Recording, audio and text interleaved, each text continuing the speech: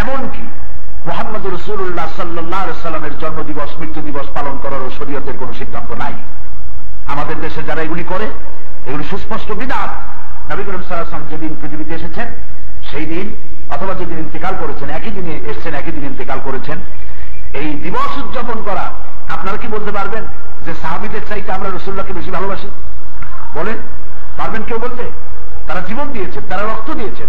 যদি কেউ দাবি করে সাহাবীদের চাইতে আমি বেশি ভালোবাসি রাসূলুল্লাহকে, তাহলে সে ভণ্ড, সে মিথ্যাবাদী। তো সাহাবায়ে কেরাম তারা তো নবী করিম সাল্লাল্লাহু আলাইহি ওয়াসাল্লামের জন্মদিবস মৃত্যু দিবস পালন করেন নাই।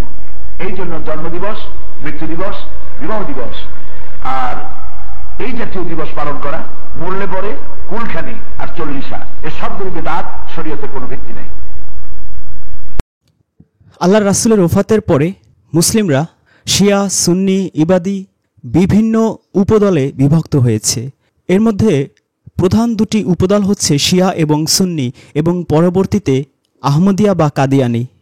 সুন্নিরা বছরে দুটো ঈদ, ঈদুল আজহা এবং ঈদুল ফিতর পালন করলেও শিয়ারা 4টা ঈদ পালন করে: ঈদুল আজহা, ঈদুল ফিতর, ঈদে গাদির খুম, যেটাতে বলা হয় আল্লাহ রাসূল যেই দিনে হজরত আলীকে পরবর্তী খলিফা হিসেবে মনোনীত করেছেন সেই দিনটাকে তারা ঈদে গাদির খুম বলে উদযাপন করে।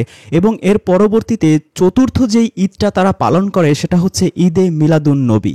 কিন্তু প্রশ্ন হচ্ছে, নবীর এই যে জন্মদিন পালন করা হয় সেটা কতটা সঠিক?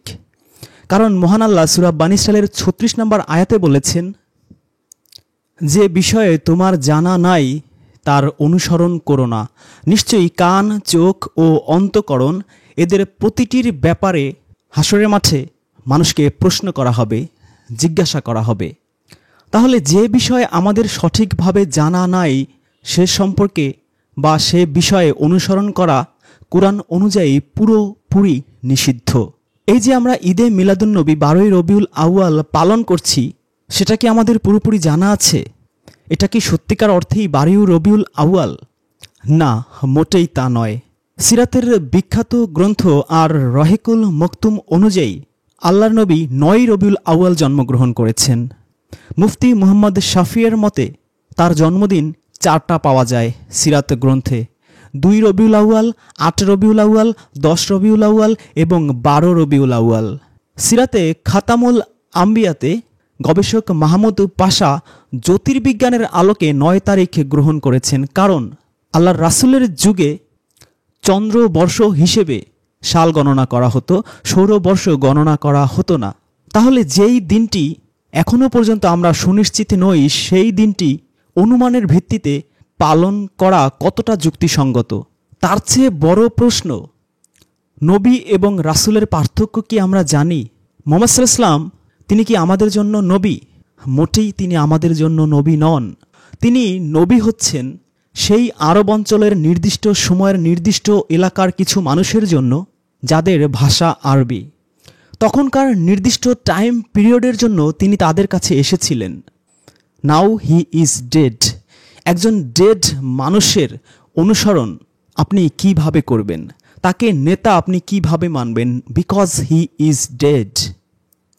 তখনকার টাইম পিরিয়ডে ইয়া আইয়ুহাল্লাযিনা আমানু বলে তাকে এবং তখনকার সাহাবীদের স্ত্রীদের, নারীদের, মুমিনদের, কাফেরদের, পৌত্তলিকদের, ইহুদিদের, খ্রিস্টানদের উদ্দেশ্যে মহান আল্লাহ অজস্র আয়াত নাজিল করেছিলেন, যেগুলো এখন কোনো ভ্যালিডিটি নেই। এ বিষয়ে ইয়া আইয়ুহাল্লাযিনা আমানু, হে ঈমানদারগণ শীর্ষক ভিডিওতে বিস্তারিত আলোচনা করা হয়েছে। তাহলে প্রশ্ন উঠছে, যেহেতু তিনি আমাদের জন্য নবী নন, আমাদের জন্য কি? আমরা কি তাকে অনুসরণ করব না? না, অবশ্যই আমরা তাকে অনুসরণ করব, তবে নবী হিসেবে নয়, রাসূল হিসেবে। কারণ সূরা আরাফ 7 নম্বর সূরার 198 নম্বর আয়াতে আল্লাহ বলে দিচ্ছেন তার মাধ্যমে, হে মানুষ, আমি তোমাদের সবার প্রতি আল্লাহর রাসূল, যার রয়েছে আসমানসমূহ ও জমিনের রাজত্ব। তাহলে তিনি আমাদের সবার জন্য হচ্ছেন রাসূল, তিনি আমাদের সবার জন্য নবী নন। সূরা আরাফের 158 নম্বর আয়াতে পরিষ্কারভাবে আল্লাহ পাক আমাদেরকে জানিয়ে দিচ্ছেন। আমরা তাহলে তাকে কিভাবে অনুসরণ করব? রাসূল হিসেবে। রাসূল হিসেবে তার মূল দায়িত্ব কি ছিল? সূরা মায়েদা 5 নম্বর সূরার 92 নম্বর আয়াতে বলা হচ্ছে, তোমরা আল্লাহকে মেনে চলো আর তার রাসূলকে মেনে চলো। সতর্ক থাকো, আর যদি তোমরা মুখ ফিরিয়ে নাও তাহলে জেনে রেখো আমার রাসূলের দায়িত্ব হলো সুস্পষ্ট রূপে আল্লাহর বাণী পৌঁছে দেয়া। এই আয়াতে পরিষ্কার যে রাসূলের দায়িত্ব কি। তাহলে জেনে রেখো আমার রাসূলের দায়িত্ব হলো সুস্পষ্টভাবে আল্লাহর বাণী পৌঁছে দেয়া। 99 নম্বর আয়াতে একই সূরায় বলা হচ্ছে যে প্রচার ব্যতীত রাসূলের কোনো দায়িত্ব নেই। রাসূলের দায়িত্ব শুধু আল্লাহর বাণী পৌঁছে দেয়া। দুর্ভাগ্যজনকভাবে আমরা নবী এবং রাসূলের দায়িত্ব ভালো করে বুঝি না অথবা গুলিয়ে ফেলি। এ কারণেই এত দল, এত মত, এত পথ। এ কারণেই আমরা শিয়া, সুন্নি, কাদিয়ানি, আহমদিয়া, মাঝহাবি, লামাঝহাবি, পীরবাদী, মাজারবাদী, তাবলিগি বিভিন্ন শাখা উপশাখায় বিভক্ত হয়ে পড়ছি। যদি আমরা নবী এবং রাসূলের প্রকৃত পার্থক্যগুলো ধরতে পারতাম বা বুঝতে পারতাম, এত কনফিউশনে আমাদের পড়তে হতো না এবং আমরা সঠিকভাবেই আল্লাহর রাসূলকে মেনে চলতে পারতাম। সূরা আল ইমরানের 144 নম্বর আয়াতে আল্লাহ বলছেন, আর মুহাম্মদ কেবল একজন রাসূল, তার পূর্বে নিশ্চয়ই অনেক রাসূল বিগত হয়েছেন। যদি সে মারা যায় অথবা তাকে হত্যা করা হয় তবে তোমরা কি পেছনে ফিরে যাবে? আর যে ব্যক্তি পেছনে ফিরে যায় সে কখনো আল্লাহর কোনো ক্ষতি করতে পারে না।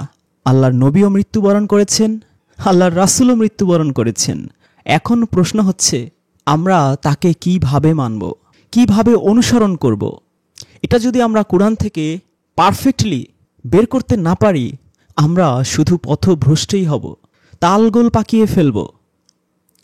রাসূলকে কিভাবে মানা যায় সে সম্পর্কে আলাদা একটা ভিডিও আছে, এজন্য সেদিকে যাব না। আজকে প্রসঙ্গ শুধুমাত্র ঈদে মিলাদুন নবীতেই সীমাবদ্ধ রাখব। 2002 সালে সৌদি আরবের সরকারি মুফতি মিলাদ শরীফ নাজায়েজ ও কুফরি ঘোষণা করেন। ফলে মোটামুটি মুসলিম বিশ্বে এক নীরব বিপ্লব ঘটে যায়।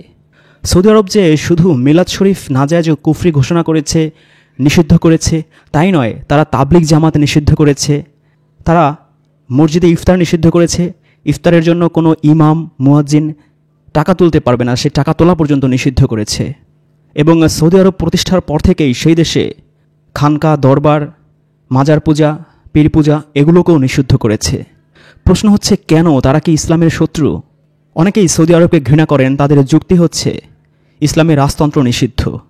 অবশ্য ইসলামে রাজতন্ত্রের প্রতিষ্ঠাতা মুয়াবিয়া, ইয়াজিদ এবং তাদের বংশধরদের তারা খুব উঁচু মর্যাদাসম্পন্ন মুসলিম হিসেবেই মনে করে থাকেন। আবার একই সাথে তারা দাউদ নবী যে রাজা ছিলেন, সুলাইমান নবী যে রাজা ছিলেন, যে বাদশাহ ছিলেন, তাদেরকে স্বীকার করতে চান না, কারণ তারা বলেন যে তারা হচ্ছে ইহুদিদের নবী। ইহুদিদের নবীরা রাজা থাকলে সেটা ইহুদিদের জন্য জায়েজ হতে পারে, কিন্তু ইসলাম ধর্মে এই রাজত্ব বা রাজতন্ত্র এটা পুরোপুরি নিষিদ্ধ বা হারাম। আমাদের সবচেয়ে গুরুত্বপূর্ণ বিষয় হচ্ছে এই সৌদি আরব কেন এই মিলাদ শরীফ নিষিদ্ধ করল। কারণ সৌদি আরব নিষিদ্ধ করার পরেই এই বাংলা, বিহার, উড়িষ্যা, ভারত, পাকিস্তান সমস্ত নন অ্যারাবিক দেশগুলোতে ধর্ম ব্যবসায়ীদের একটা প্রধান খাত ছিল এই মিলাদ শরীফ, জানাজা, চল্লিশা, 4 দিন 7 দিনের যে খাবার দাবারের ব্যবস্থা করা হয়, এটা তাদের আয় ইনকামের বিরাট একটা পথ ছিল। আহলে হাদিসের উত্থানের কারণে, যেহেতু আহলে হাদিস সৌদি মদতপুষ্ট এবং এই ওহাবিজম বিস্তারে সৌদি আরব সরকার প্রচুর অর্থ ব্যয় করে, সে কারণে সৌদি আরবের ফতোয়াগুলো ধীরে ধীরে আহলে হাদিসের মাধ্যমে সারা পৃথিবীতে ছড়িয়ে পড়ে। এখন সৌদি আরব কোনো কিছু নিষিদ্ধ করলে কি সেটা নিষিদ্ধ হয়ে যাবে? তাদের মুফতি, আলেম ওলামারা নিষিদ্ধ করলে কি সেটা নিষিদ্ধ হয়ে যাবে? কুরআন কি বলে সেটা আমাদের ভালো করে বুঝতে হবে। কারণ সৌদি আরব ইসলামের মাপকাঠি নয়, ইসলামের মাপকাঠি হচ্ছে কুরআন। কোনো হাদিস, ইজমা, কিয়াস, ফতোয়া, মুফতি, আলেম ওলামা যে যাই বলুক না কেন, কুরআনের মাপকাঠিতে, কুরআনের মানদণ্ডে, কুরআনকে যেহেতু আল্লাহ ফুরকান বলেছেন, সেই মানদণ্ডে যদি কোনো কিছু সঠিক বলে পরিগণিত না হয় তাহলে আমরা কখনোই তাকে সঠিক বলতে পারি না। আর যদি সঠিক বলে পরিগণিত হয় তাহলে পৃথিবীর সকল আলেম ওলামা নামধারীরা যদি সেটাকে ব্যাঠিক বলে, হারাম বলে, তাতে কিচ্ছু যায় আসে না। উল্লেখযোগ্য ব্যক্তিদের মিলাদ বা জন্মোৎসব পালন বহু পুরনো রেওয়াজ। তাই বলে আল্লাহ রাসূলের জন্মোৎসব অলিতে গলিতে আনাচে কানাচে দিন নেই রাত নেই অহরহ উদযাপনের কোনো ইঙ্গিত কুরআনেও নেই, হাদিসেও নেই। কিন্তু এই ধর্ম ব্যবসায়ীদের ধর্ম টিকিয়ে রাখার জন্য মুফতি তথা সৌদি আরবকে অকথ্য ভাষায় গালিগালাজ করতেও তারা দ্বিধাবোধ করেনি, তাদের ইহুদিদের দালাল বলতেও তারা দ্বিধাবোধ করেনি। এমনকি তাদের মুসলমানিত্বের উপর সন্দেহ পোষণ করে ফতোয়া পর্যন্ত তারা জারি করেছিলেন।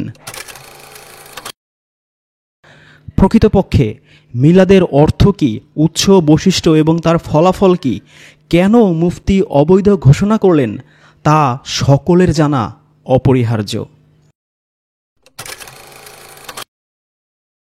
মাউলিদ অর্থ কোনো ব্যক্তির জন্মকাল, জন্মস্থান, জন্মদিন এবং জন্মোৎসব।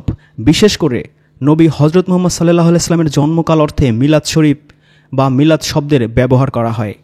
এই সংজ্ঞা দিয়েছে ইসলামিক ফাউন্ডেশন থেকে প্রকাশিত সংক্ষিপ্ত ইসলামী বিশ্বকোষ। শরীয়তি সমাজে বহু সোয়াবের আশায় অনুষ্ঠানটি পালিত হয়। আপত্তিকর বয়ান করা হয় যে মিলাদুন্নবী বা নবী মুহাম্মদের প্রসবকালে ফেরেশতারা সেই ডেলিভারি রুমে বা আতুর ঘরে উপস্থিত হয়। তারা সেখানে সারিবদ্ধভাবে দাঁড়িয়ে থাকেন। কেউ মা আমিনার গোপনাঙ্গ মানে সেই লজ্জাস্থানে বেহেশতি পাখা দিয়ে বাতাস করেন, কেউ তলপেটে মালিশ করেন। আবার সেই ফেরেশতাদের কেউ কেউ বেহেশতের শ্রেষ্ঠ মদ শারাবুন তহুরা পান করান। বিবি আসিয়া, বিবি মরিয়ম, বেহেশতের হুরগণ প্রসূতির কাজ করেন। নোংরা লজ্জাস্থান বা যোনিপথে মুহাম্মাদের জন্ম হয়নি, হয়েছে অলৌকিকভাবে। মতান্তরে যোনিপথ থেকে মুহাম্মাদের পা দুটি আগে বের হয়। ফেরেশতারা তখন সমস্বরে স্লোগান দেন, এজহার ইয়া রাসূলাল্লাহ, অর্থাৎ বাহির হন বা প্রকাশ হন হে আল্লাহর রাসূল। তারপর জমজম কূপের পানি এনে প্রসূতিকে ধৌত করা হয়। মতান্তরে প্রসূতির লজ্জাস্থান বা সেই গোপন অঙ্গের নাপাক রক্ত বা কদর্যহীন পোশাক অবস্থায় ছিল। এই তথ্যগুলো আপনি পাবেন বুখারী শরীফের ৫ম খণ্ডে। কোনো কোনো বয়ানে সকল শিশুর জন্মের প্রাক্কালে শয়তান যোনিপথে আঙুল দিয়ে ৭ম পর্দা ভেদ করে শিশুর গায়ে গুঁতো মারে, কিন্তু শিশু মুহাম্মদকে গুঁতো মেরে মাত্র ১ পর্দা ভেদ করতে সক্ষম হয়েছিল। ইত্যাদি বিষয়বস্তু সংবলিত মিলাদ মাহফিলের বয়ান আজ হাজার বছর যাবৎ সমাজে গ্রামগঞ্জে প্রচলিত হয়ে আসছে। মিলাদ কি? অনেকের মতে পড়া যায়, আবার অনেকের মতে মিলাদ পড়া যায় না। অনুগ্রহ করে সঠিক ব্যাখ্যা জানাবেন। মিলাদটা রাসূলের যুগে ছিল না। মিলাদ মানে জন্ম, মৌলুদ থেকে মিলাদ। তখন এই মিলাদটা রাসূল করিম সাল্লাল্লাহু আলাইহি ওয়াসাল্লামের জন্ম বৃত্তান্ত। এই জন্ম বৃত্তান্তের যে সিস্টেম আমাদের দেশে উপমহাদেশে চালু হয়েছে, কতগুলো লোক এক জায়গায় বসে তারপরে সব দাঁড়াইয়া এনাবি সালাম আলাইকা কোরআন সুরে সমস্বরে একযোগে পড়ল। এইটা রাসূলের যুগে ছিল না, এটা সাহাবায়ে কেরামের যুগে ছিল না, এটা তাবিঈনদের যুগে ছিল না, এটা তাবিঈনদের যুগে ছিল না। এখন আপনারা মনে করেন যে কোন জিনিসে খুব সওয়াব আছে এমন কোন জিনিসকে রাসূলুল্লাহ আমাদেরকে জানান নাই, সাহাবায়ে কেরাম আমাদের জানান নাই। আপনারা কি এই ধরনের বিশ্বাস করবেন? এরকম বিশ্বাস করবেন? যাতে সওয়াব আছে রাসূলুল্লাহ সব আমাদের জানাইছেন, সাহাবায়ে কেরাম আমাদের সব জানাইছেন। তো মিলাদে যদি সওয়াব থাকতো তো রাসূলুল্লাহ বললেন না কেন? সাহাবীদের চাইতে আমরা কি বেশি রাসূলুল্লাহকে ভালোবাসতে পারবো? জবাব দেন, পারবো? তো যদি এইটা রাসূলুল্লাহর ভালোবাসার কারণে হয়, তাহলে সাহাবীরা কেন মিলাদ পড়েন নাই? তারা কেন ইয়া নবী সালাম আলাইকা, ইয়া রাসূল সালাম আলাইকা একযোগে দাঁড়ায় পড়ে নাই? এই কথাগুলি বোঝেন আপনারা?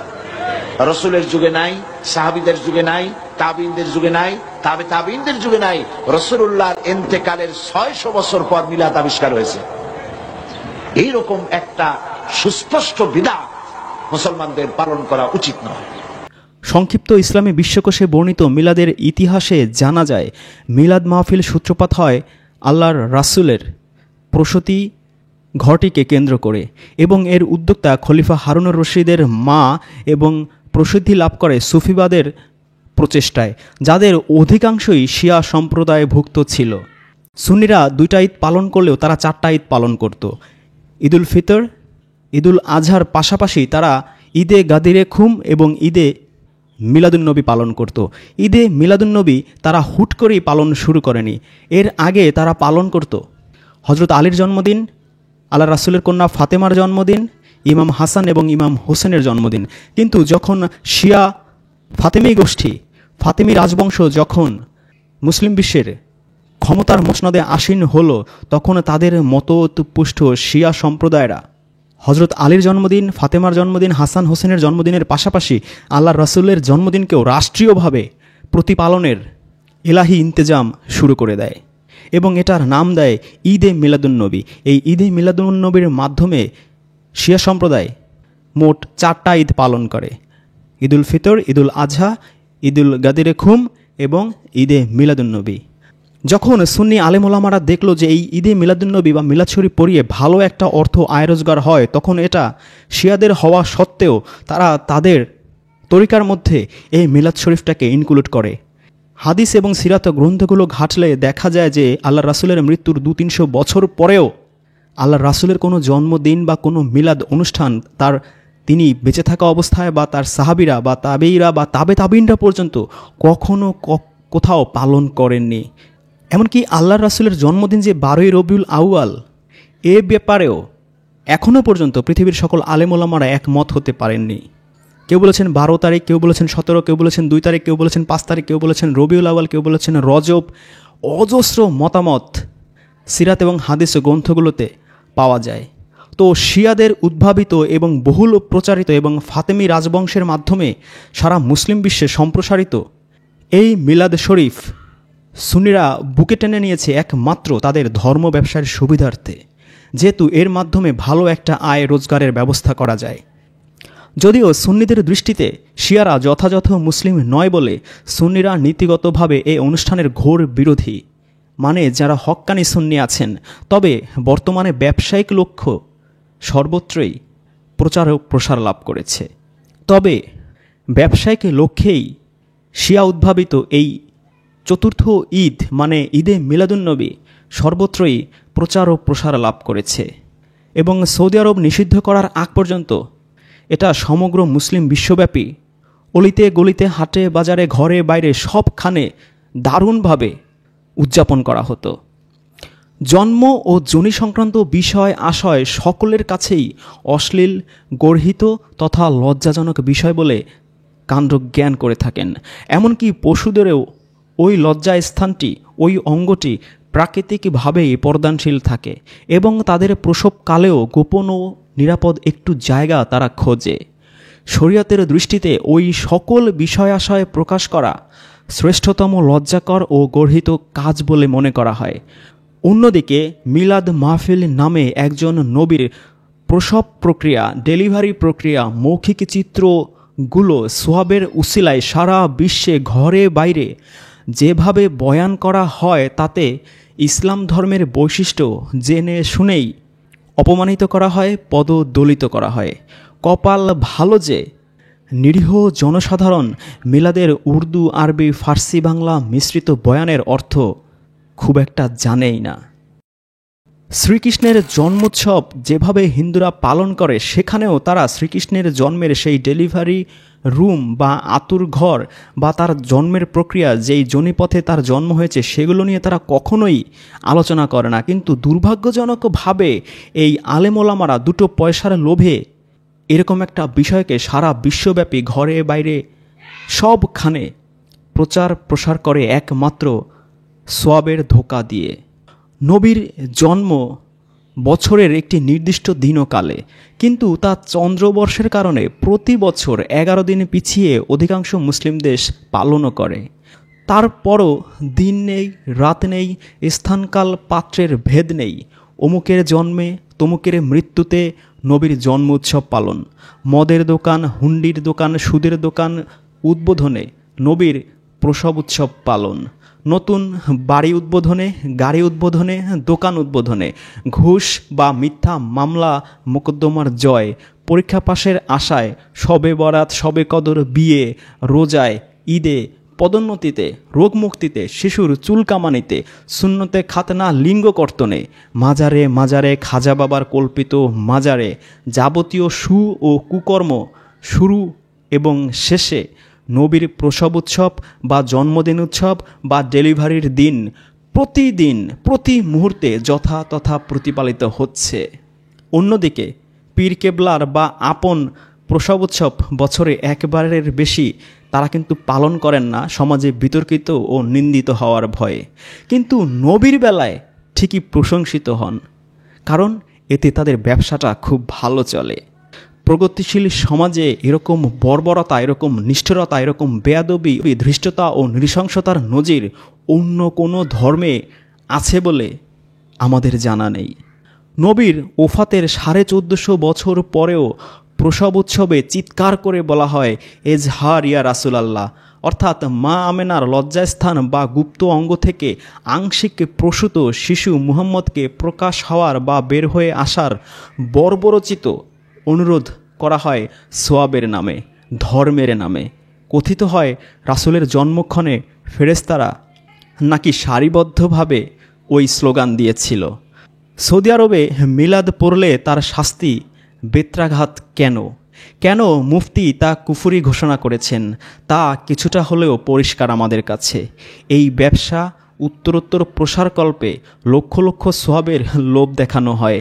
এমনকি কোনো কোনো অনুষ্ঠানে আল্লাহর রাসূল তার সেই প্রসব উৎসবে হাজির থাকেন বলে শ্রেষ্ঠতম আসনখানিতে মখমলের তুল তুলে গদি পেতে রাখেন, যাতে আল্লাহর রাসূল বসলে তার পাছা মোবারকের তিলটুকুও দুঃখ বা ব্যথা না পান।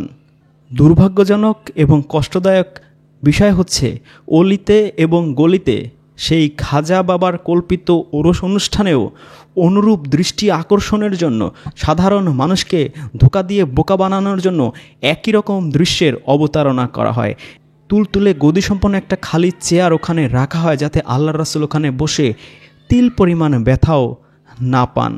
আর সবাই এই দৃশ্য দেখে বাহ বাহ বাহ বাহ বলে উদযাপন করেন। পবিত্র কুরআনে জন্মোৎসব পালনের কোনো আদেশও নাই, কোনো নিষেধও নাই।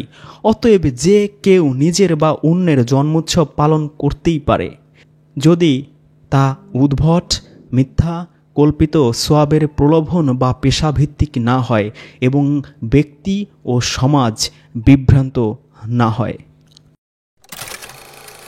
আমরা অনেকেই নবী প্রেমে আত্মহারা হয়ে যাই। একটা বিখ্যাত হাদিস আছে বুখারী শরীফের 6632 নম্বরে, আব্দুল্লাহ বিন হিশাম থেকে বর্ণিত, যে তোমরা ততক্ষণ পর্যন্ত মুমিন হতে পারবে না যতক্ষণ পর্যন্ত আমাকে তোমাদের পিতা মাতা সন্তান সন্ততির চেয়েও বেশি ভালো না বাসবে। এই হাদিসটা সূরা বাকারার 165 নম্বর আয়াতের সাথে পুরোপুরি সাংঘর্ষিক। কারণ আল্লাহ বলছেন সূরা বাকারার 165 নম্বর আয়াতে যে মুমিন হতে গেলে আমাদের সবচেয়ে বেশি ভালোবাসতে হবে আল্লাহকে, নট রাসূলকে। আল্লাহ বলছেন মানুষের মধ্যে এমনও আছে যারা আল্লাহকে ছাড়া অন্যকে আল্লাহর সমকক্ষ রূপে গ্রহণ করে, তাদেরকে আল্লাহকে ভালোবাসার মতো ভালোবাসে। কিন্তু যারা মুমিন, আল্লাহর প্রতি তাদের ভালোবাসা সবচেয়ে শক্ত, সবচেয়ে প্রগাঢ়, সবচেয়ে দৃঢ়। এই আয়াতে পরিষ্কার, যারা মুমিন আল্লাহর প্রতি তাদের ভালোবাসা হচ্ছে সবচেয়ে দৃঢ়, সবচেয়ে প্রগাঢ়, সবচেয়ে বেশি ভালো তারা আল্লাহকে বাসবে, নোবডি এলস। আপনি বলতে পারেন যে না, আমি নবীকে পিতা মাতা ভাই বোন আত্মীয় স্বজন সব কিছুর চেয়ে বেশি ভালোবাসবো, তা না হলে বুখারী শরীফের হাদিস অনুযায়ী আমি মুমিন হতে পারবো না। You R A full, because একবার ভেবে দেখুন, এই কুরআন যদি হজরত আবু বকরের উপর নাজিল হতো, হজরত ওসমান, হজরত আলী, হজরত ওমরের উপরে, তাহলে আপনি আজকে ঈদে মিলাদুন্নবী কার পালন করতেন? নিশ্চয়ই হজরত ওমর, ওসমান বা হজরত আবু বকরের, তাই নয় কি? কারণ কোনো নবী রাসূল নিজেকে নিজে নবী বা রাসূল বানাতে পারেন না, তাদেরকে আল্লাহ মনোনীত করেন। যদি কোনো নবী রাসূল নিজেকেই নবী বানাতে পারতেন, তাহলে অবশ্যই তার ক্রেডিট তাকে দেয়া যেত। কোনো নবী রাসূল তাওরাত, জাবুর, ইনজিল, কুরআন নিজের উপর নিজে নাজিল করতে পারেন না, নিজে রচনাও করতে পারেন না। আল্লাহই দয়া করে, মায়া করে, রহমত করে তার উপর নাজিল করার কারণেই সেই নবী, সেই রাসূল মর্যাদা সম্পন্ন হয়। তাহলে মুহাম্মদ সাল্লাল্লাহু আলাইহি ওয়াসাল্লাম কেন এত সম্মানিত, এত মর্যাদাবান? এটা তার নিজের কোনো অলৌকিক ক্ষমতার কারণে নয়, এটা হচ্ছে আল্লাহর দয়া এবং রহমতের কারণে। কারণ আল্লাহ দয়া করে তার উপর কুরআন নাজিল করেছেন। এই কুরআনই হচ্ছে সমগ্র মানব জাতির জন্য হিদায়াতের পাথেয়। সূরা বাকারার 38 নম্বর আয়াতে আল্লাহ বলেন, আমি বললাম তোমরা সবাই নেমে যাও, অতঃপর যখন আমার পক্ষ থেকে তোমাদের কাছে কোনো হিদায়েত আসবে তখন যারা আমার হিদায়েত অনুসরণ করবে তাদের কোনো ভয় নেই এবং তারা দুঃখিতও হবে না। এই যে আদম হাওয়া তাদেরকে জান্নাত থেকে নামিয়ে দেওয়ার পর আল্লাহ ঘোষণা দিচ্ছেন, যখন আমার পক্ষ থেকে তোমাদের কাছে কোনো হিদায়েত আসবে, এই হিদায়েতের বাণী সম্বলিত কিতাবই হচ্ছে কুরআন, তাওরাত, জাবুর, ইনজিল ইত্যাদি। তার প্রমাণ হচ্ছে সূরা বাকারার 185 নম্বর আয়াত। আল্লাহ বলছেন, রমজান মাস, যে মাসে বিশ্ব মানবের জন্য হিদায়েত স্বরূপ কুরআন নাজিল করা হয়েছে, যা ফুরকান, সত্য ও মিথ্যার পার্থক্যকারী। সূরা বাকারার 185 নম্বর আয়াতে পরিষ্কার যে এই যে বিশ্ব মানবতার জন্য যেই হিদায়েতের বাণীর কথা আল্লাহ আদম হাওয়াকে বলেছিলেন, সূরা বাকারার 38 নম্বর আয়াতে এই কুরআন হচ্ছে সেই হিদায়েতের সুস্পষ্ট নিদর্শন। এই কুরআনের কারণেই মুহাম্মদ সাল্লাল্লাহু আলাইহি ওয়াসাল্লাম এত মহিমান্বিত হয়েছেন। যদি সেটা আবু বকর, ওমর বা ওসমানের উপর নাজিল হতো তাহলে তারাও এইভাবেই মহিমান্বিত হতেন। তাহলে আমাদের সবচেয়ে বেশি গুরুত্ব দেওয়া উচিত কোনটাকে? অফকোর্স আল্লাহর বাণীকে, এই হিদায়েতের বাণীকে। এটাকে যদি আমরা অনুসরণ করতে পারি তাহলেই আমরা জান্নাতে যাব। অনুসরণ করার উপরই ভিত্তি করেই নির্ধারিত হবে আপনি জান্নাতে না জাহান্নামে যাবেন। শুধু আশেকে রাসূল, আশেকে নবী আপনাকে জান্নাতে নেবে না, আপনাকে জাহান্নাম থেকে বাঁচাবে না। 38 আয়াতে পরিষ্কার আল্লাহ বলে দিয়েছেন, যারা এই হিদায়েত অনুসরণ করবে, নট ঈমান আনবে বা বিশ্বাস করবে। আপনি খুব ঈমান আনলেন, এগুলোর উপরে বিশ্বাস করলেন, খুব আশেকে রাসূল জজবা উঠালেন, it will do nothing to you. আপনার কিছুই পরিবর্তন হবে না। আপনি সফল কাম হবেন যখন আপনি এই হিদায়েতের বাণী কুরআনকে অনুসরণ করবেন। এখন আমরা দেখি এই ঈদে মিলাদুন্নবী বা অন্য যা কিছু আমরা পালন করি, এগুলো পালন করার কথা কি আল্লাহ কুরআনে বলেছেন? বলেননি। আপনি হয়তো বলবেন হাদিসে বলেছে, না, তাও বলেননি। তাহলে মন গড়া বিষয়ের উপর আপনি আমল করতে চাচ্ছেন, যার কোনো ডকুমেন্ট, সার্টিফিকেট আল্লাহ নাজিল করেননি, এমনকি সিরাতেও নেই। এটাকেই ইসলামী ভাষায় বলা হয় বেদাত। শুনতে হয়তো আপনার কাছে খারাপ লাগতে পারে, বাট ইটস ট্রু। যারা ঈদে মিলাদুন্নবী উদযাপন করছেন, একটু ঠান্ডা মাথায় ভাবুন। এই যে বলছেন সকল ঈদের সেরা ঈদ ঈদে মিলাদুন্নবী, এটা কি নবী জীবিত থাকা অবস্থায় তিনি পালন করেছিলেন আমরা যেভাবে পালন করি, অথবা তার সাহাবী তাবেঈরা? এই আনন্দ উদযাপনের নিয়ম একটা সিঙ্গেল হাদিস থেকে কি আপনি বের করতে পারবেন? ঈদুল ফিতর, ঈদুল আজহায় কিভাবে আনন্দ উদযাপন করতে হয়, এর নিয়ম হাদিস, সিরাতে আপনি বিস্তারিত পাবেন। ঈদে মিলাদুন্নবী যদি আসলেই সব ঈদের বড় ঈদ হয়ে থাকে, তাহলে তো এখানেও কিভাবে আনন্দ করতে হয় এর নিয়ম বিস্তারিতভাবেই থাকবে। হাদিস বা সিরাতের কিতাব থেকে একটু দেখান যে নবী এবং তার সাহাবীরা 12ই রবিউল আউয়াল তারিখকে নির্দিষ্ট করে আদৌ কিছু করেছেন কিনা। আমি একটা খুঁজে পেয়েছি, তিনি সোমবার দিন রোজা রাখতেন। এই আমলটা অনেকেই করার চেষ্টা করেন। এর বাইরে 12ই রবিউল আউয়াল নিয়ে আমি আর কিচ্ছু খুঁজে পাইনি। যদি আপনি খুঁজে পেয়ে থাকেন প্লিজ দলিলগুলো একটু বলবেন। প্রচলিত মিলাদ কিয়াম যদি শরীয়তের বিধান হয়ে থাকে তাহলে এর বিস্তারিত নিয়ম কুরআন হাদিস থেকে উল্লেখ করুন। সেই নিয়ম অনুসারে সবাই মিলাদ পালন করুন। মিলাদে কয় মিনিট দাঁড়াতে হবে, কখন দাঁড়াতে হবে, মিলাদের মধ্যে কি কি কাসিদা পড়তে হবে, কাসিদা এর বাক্যগুলো কি হবে, কয়টা জিলাপি খেতে হবে, জিলাপির বদলে বিরিয়ানি দিলে হবে কি না, কী পরিমাণে সিন্নি বিলাতে হবে, এর নিয়ম কানুন হাদিস থেকে উল্লেখ করুন। আপনি হয়তো আমার কথায় রাগ করছেন, কটাক্ষ করার জন্য এগুলো বলিনি, বরং সত্যি সত্যি আমি আপনাদের থেকে এসবের নিয়ম জানতে চাচ্ছি। ঈদুল ফিতর এবং ঈদুল আজহার দিন সকালবেলা নবী কয়টা খেজুর খেতেন এর উল্লেখ হাদিসে স্পষ্ট আছে। ঈদগাহে যাবার সময় কি দোয়া পড়তেন, কেমন পোশাকে ঈদগাহে যেতেন, এই সবের বিস্তারিত উল্লেখ আছে। অনেকেই ঈদুল ফিতর ও ঈদুল আজহার দিন এই আমলগুলো করার চেষ্টা করে, কিন্তু ঈদে মিলাদুন্নবীর ব্যাপারে এমন কিছুই কেউ কেন কখনো খুঁজে পাচ্ছে না। ঈদুল ফিতরের সকালে খেজুরের সংখ্যা যদি হাদিসে থাকে, প্রচলিত মিলাদ কিয়ামের মাঝে জিলাপির সংখ্যার বিবরণও হাদিসে থাকার কথা। যেহেতু আপনাদের মতে এটা নবী প্রেম এবং বিশাল বড় এক ইবাদত, হাদিস বা সিরাতের কিতাব থেকে প্লিজ দেখান মিলাদ এবং কিয়ামের নিয়মাবলী। আমি দেখার জন্য খুব আগ্রহী। আমার উপর রাগ না করে একটু খুঁজে দেখুন। যদি না পেয়ে থাকেন তাহলে বুঝে নেবেন যে এই কাজগুলো ইসলামের কোনো বিধান নয়। আর ইসলামের বিধান নয় এমন জিনিসকে দিনের অংশ বানালে, নির্দিষ্ট করে নিয়মিত পালন করলে সেটা পারফেক্ট বিদাত হিসেবেই গণ্য হয়।